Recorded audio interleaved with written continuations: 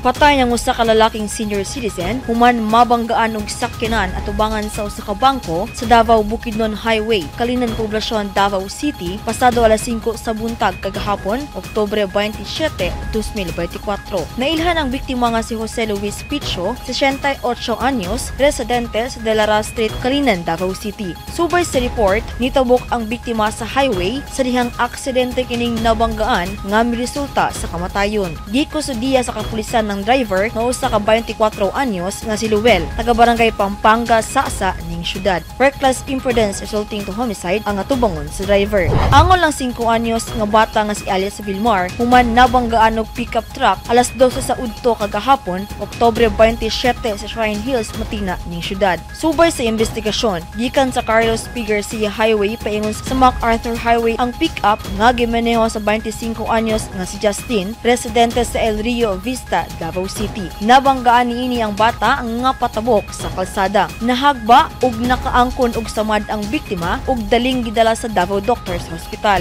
Patay ang angkas sa motorsiklo sa bangga sa usa ka multicab sa Davao Digos Highway Road o VDR Street intersection sa Turil kagahapon alas 7 sa buntag. Gikan Turil Public Market paingon VDR Street ang motorsiklo nga gimaneho sa usa ka Mary Chris samtang padulong sa Manambulan Tagakpan Road ang direksyon sa multicab nga gimaneho sa usa ka Rolando. Naangol ang rider og backride ug gipangdala sa ospital apan gideklarang dead on arrival ang backride.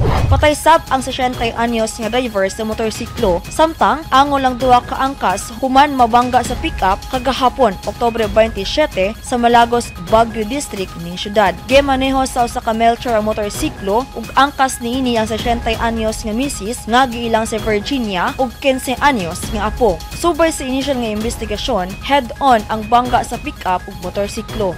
Mind lang ni Ma'am no, from the Davao City Police Office, Ma'am, sa mga drivers nga hinay-hinay lang sa pagpadagan ug respeto nato ato ang batas trapiko diri sa atong syudad sa Davao.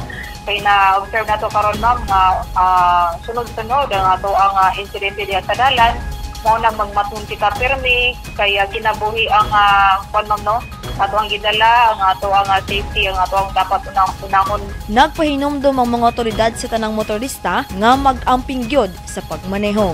Shiny Bulyaser, Newsline Philippines, stay safe!